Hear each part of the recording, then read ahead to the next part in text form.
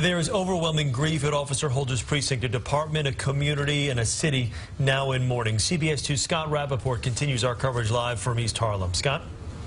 This afternoon, Officer Holder is being remembered as a dedicated cop and mourned as such here at his precinct. Distraught and tight-lipped cops arriving for work this morning at the precinct of slain NYPD housing officer Randolph Holder. In mourning, they've all heard what happened. How are things inside? It's pretty sad inside. The 33-year-old Holder, a 5-year veteran of the NYPD, unmarried, a third-generation cop who emigrated here from Guyana and followed the family legacy. His father was a police officer in Guyana, and his grandfather was also a police officer in Guyana.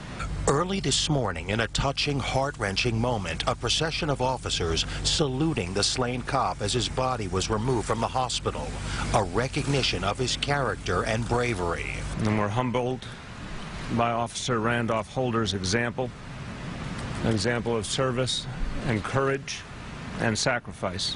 Outside the precinct, a growing number of flowers and memorial candles from those in the community, some stopping to say a heartfelt prayer.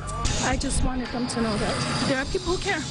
Exactly. You get really emotional because they're just people, you know, and it was senseless. From one grateful cop. Thank you for your prayer. We saw 4 FDNY firefighters enter through the back of the precinct. We were told they were there to pay their respects. Another 4 came in the front with coffee and food.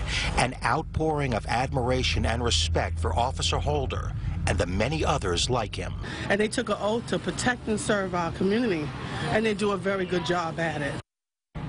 Back live, a somber sight, a life taken, the black and purple mourning bunting at the precinct. Now, in an emotional moment, Commissioner Bratton says as cops were trying to comfort Officer Holder's grief-stricken father, the father was actually trying to comfort them. It's a cop thing. A heart feels a heart. We're live in East Harlem this afternoon. Scott Rapoport, CBS 2 News.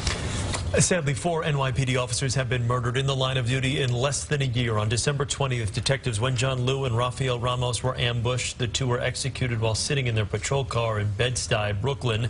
And on May 2nd, Detective Brian Moore was shot in the face in Queens Village. Moore died 2 days later.